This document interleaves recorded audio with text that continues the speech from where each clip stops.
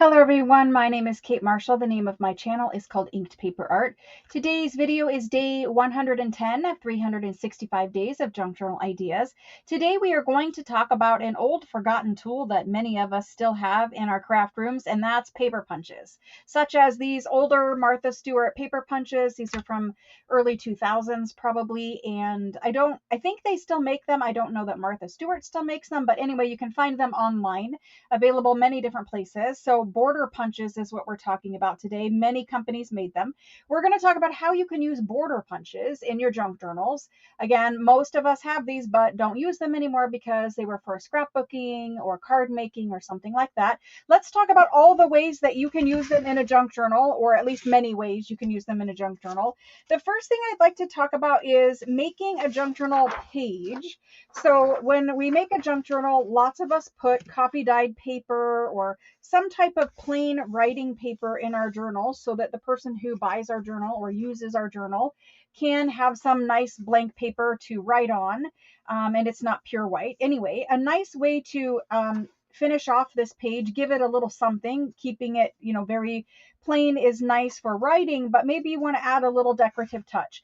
One of the ways to do that is to use a border punch. And to use a border punch like these ones, you slide your paper in from the top. There's a little guide over here. It keeps your paper in place, and you begin punching. And you start punching and lining it up as you go down the page. And so there is little guides that kind of keep your little pattern lined up. And you just go down the page, punching along the way.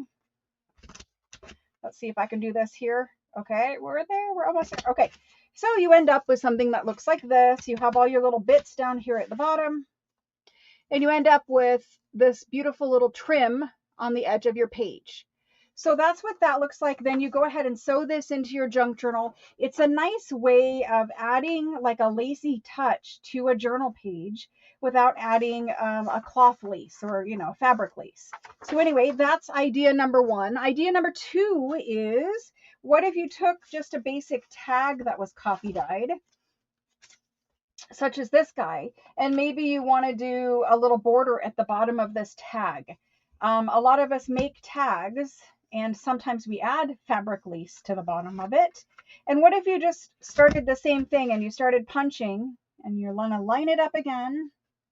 See if I can do this, maybe possibly, and punch it across the bottom like this. And you end up with a little lacy, scallopy border. Yes, you could line it up better than what I just did, but that's the general idea, is you end up with a nice cardstock tag that has a lacy little border. You could also do it down the edge of one, which we're going to do on a journal card.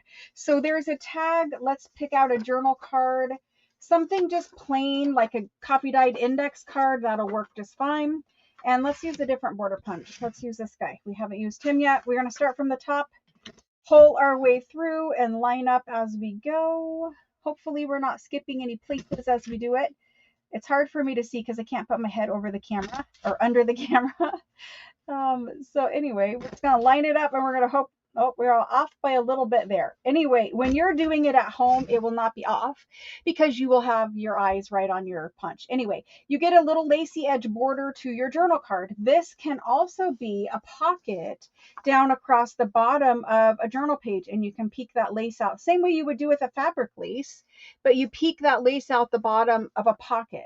So anytime you're making, a little index card, copy dyed index card, that could be a pocket, that could be a journal card, it could be a tuck, it can be many things, right?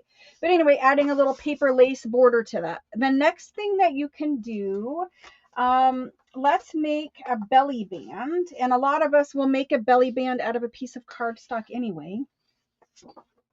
Just take a regular piece of cardstock. You're going to cut it to the height of your page. And then just to make things quick, I kind of cheated a little bit on this, but you're going to take your cardstock. You're going to put your cardstock in. So I cut it to the size of belly band I want. And you're going to do the same thing, but this time you're doing it down both sides of your belly band. And so, oops, we skipped a little spot. We'll go back and catch it, possibly. There we go. And so you're just punching both sides of your belly band.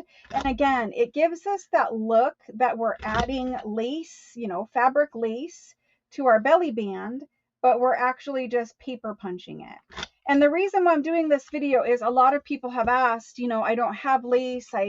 you know, lace is expensive because it often is. You know, what are other ways I can get that look without having lace? So you could use a paper punch that you probably have laying around in your craft room anyway, and make some decorative page edges, edges on tags, edges on journal cards, belly bands, basically anywhere you would regularly add lace. You probably could get some kind of decorative paper punch in there and give yourself a cute little edge. So let's keep working with these and see what else we can make. We could also do the edge of book pages.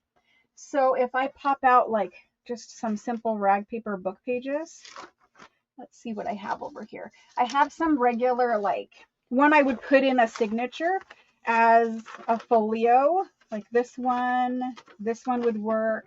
Let's do this one. So this one we're going to sew in our signature, and we have this big white margin down the side. You might like this because this is, you know, antique paper. You might like that. But another option is to go ahead and punch it. And so I don't know if we've done this one yet. Let's try this one. So with paper, it's a little harder because it's not as firm. It's not as firm as cardstock. So you begin punching and you're pulling it down through and you're punching. I can't see where I'm at.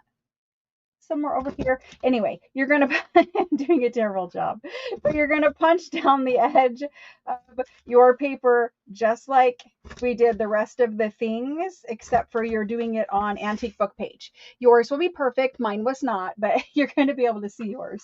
So anyway, you're going to sew this in your signature, and it's just a nice way of adding a little lacy detail to something like that. You can do the top edges of pockets. So for instance, I have this music card right here. If I wanted to do the top edge of a pocket, I would just punch out the top.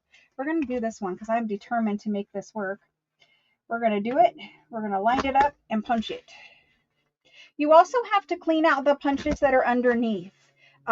A lot of times when you're using a punch like this, if it's not punching cleanly, it's because there's too much in the way underneath. So periodically pick up your punch and get it. But now we have a decorative top edge on a pocket. So if I'm going to put this pocket into my journal, there's a decorative top edge. As long as it's cardstock or sturdy paper, you don't have to worry about it there. And of course, you would just glue it on your page like you would a normal pocket. But I think it's a cute way of using some of those tools that we have in our craft room that we probably forgot. I think these are some of the options. Clearly, there is a million more. Basically, if you just think about adding a decorative border to something and where you would normally apply fabric lace, chances are a border punch will also work there. So I think that is a great way, again, using those tools we kind of forgot about and making some decorative things that look a little different than everything else in our journal. For me, I'm always struggling to find different ideas, different ways of making the same thing look different. So that it doesn't all look the same, right? Because generally we're making pockets and we're making tags and, you know, journal page signatures and stuff like that over and over and over again. And I think it's just nice to have stuff that looks different. So that's what I did today. That's today's idea. It's a short little video. I hope you guys like it, and I'll see you guys again soon. Thanks so much. Bye.